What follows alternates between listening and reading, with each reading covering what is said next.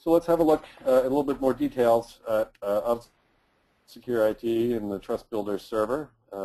We describe it as a security services platform. What does that mean? Well, first of all, you can guess it's a set of security services, authentication being the key service. We support multiple out-of-the-box authentication mechanisms of our own, and we also support off-the-shelf integration with a number of third-party authentication providers.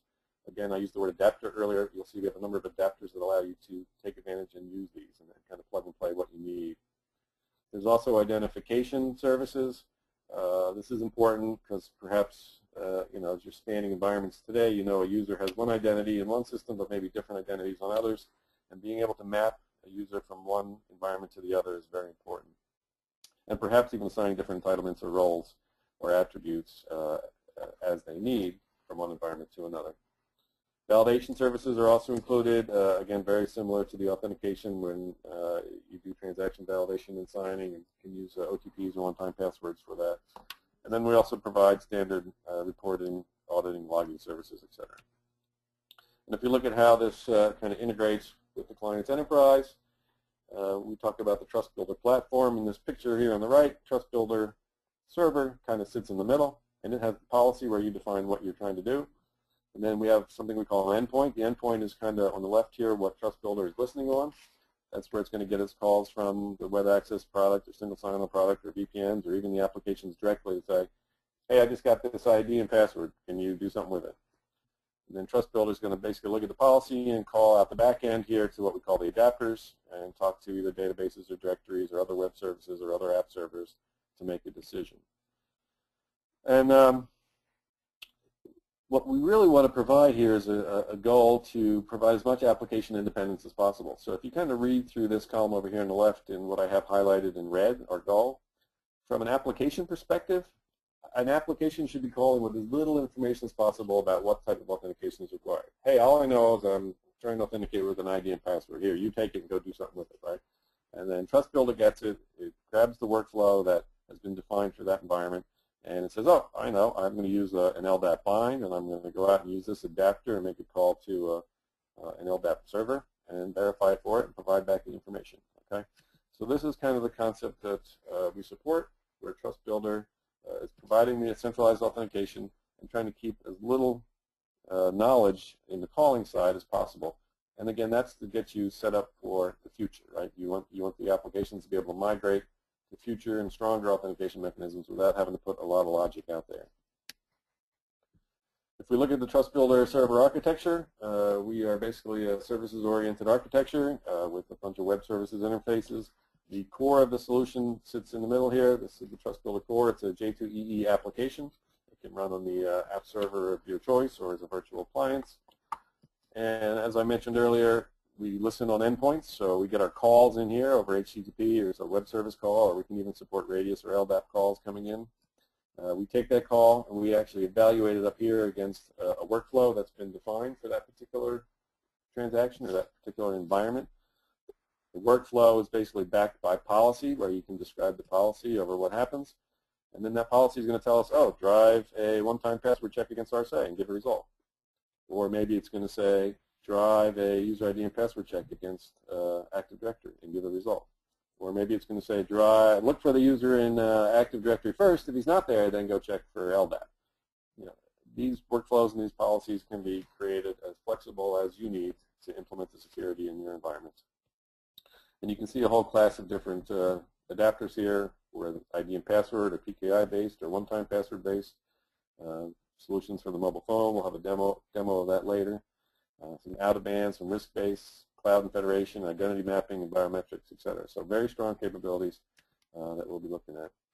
If you get down into the details of, not only just the classes of what types of authentication and adapters we have, this is kind of looking in a little bit more detail to say, well, we actually have an adapter for LDAP, an adapter for Active Directory, an adapter for database checking, an adapter that can go out and check IDs and passwords on the RACF or the mainframe system.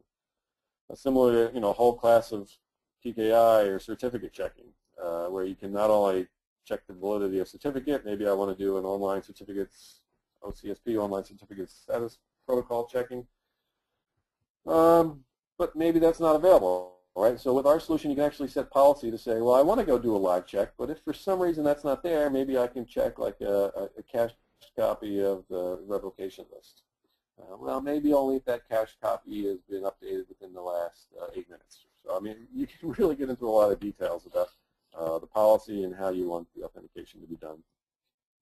A lot of OTP, one-time password capabilities listed here, Vasco, Gemalto, Security, Cobol. I mean, if you name it, we probably have integration with it here. Phone Factors, out of the band, that's now Microsoft. Trust Factor is our own mobile solution for out-of-band checking via the mobile phone, and we're going to be looking at that later. It supports OTPs generated on the phone or SMS or even a real neat user interface using push capabilities. In addition to authentications, biometrics are here as well.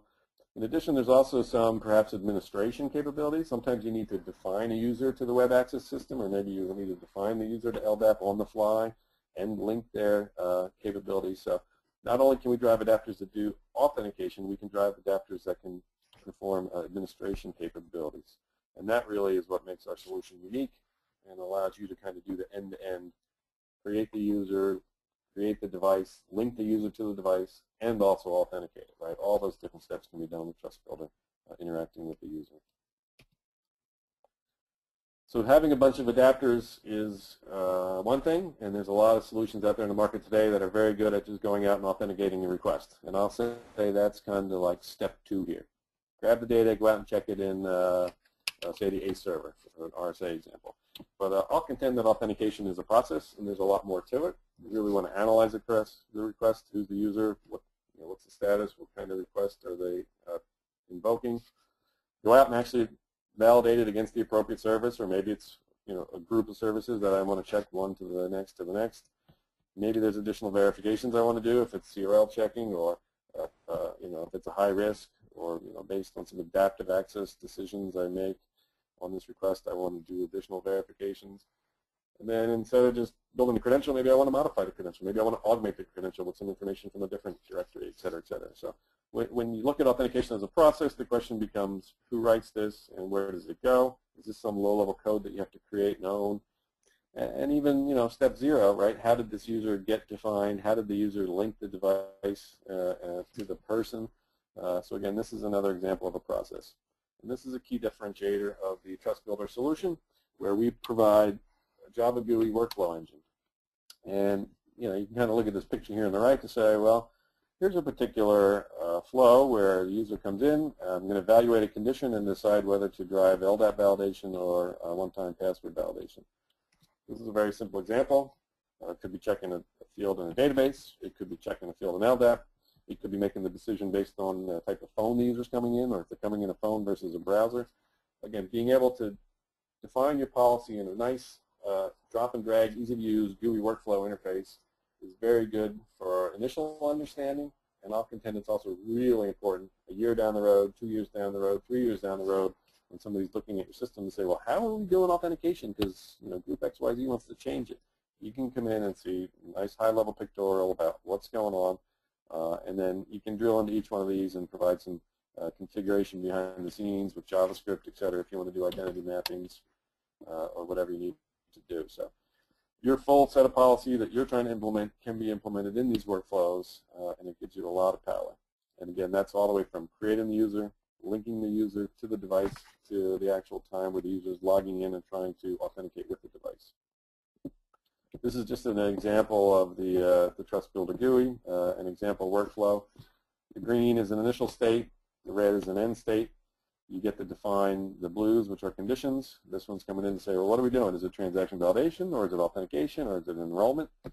If it is an enrollment, I come over to another condition, say, well, are they enrolling for one-time passwords, or username and passwords, or the push mechanism? Then I can drive the little orange octagons. Those are sub-workflows. You can drill into those and see what the sub-workflow is for DigiPass enrollment or LDAP enrollment, where maybe these get into interacting with the user, because the Trust Builder can be an interactive HTTP server. I can interact with the user and say, well, I need the serial number of your Vasco token in order to enroll you, and what's your ID and password in your web access management solution. So I need to authenticate that I think you're really the right user, and I'll use something that I already know about you to do that. So all these details can be expressed in a workflow, which I won't get into any more detail here, but trust me, you can back these up with JavaScript and do anything you need to do and really control the process. And still have somebody come in with a high-level view and understand what's going on in your environment.